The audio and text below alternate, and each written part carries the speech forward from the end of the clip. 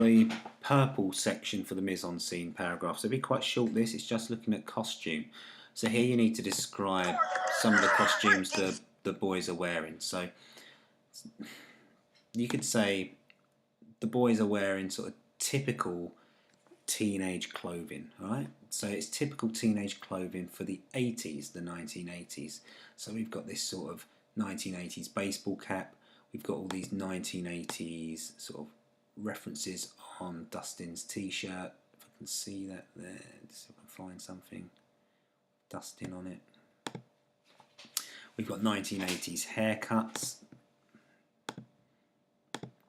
We've got lots of things. So it's very typical 1980s sort of teenage gear. So why is that important? Well, it tells us that it helps establish the time as well. So at this point we've only actually seen a science laboratory, haven't we?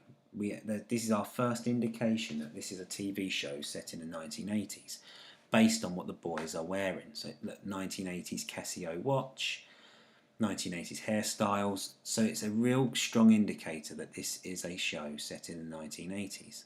So the audience will learn that this is probably a show set in that time because of what the boys are wearing.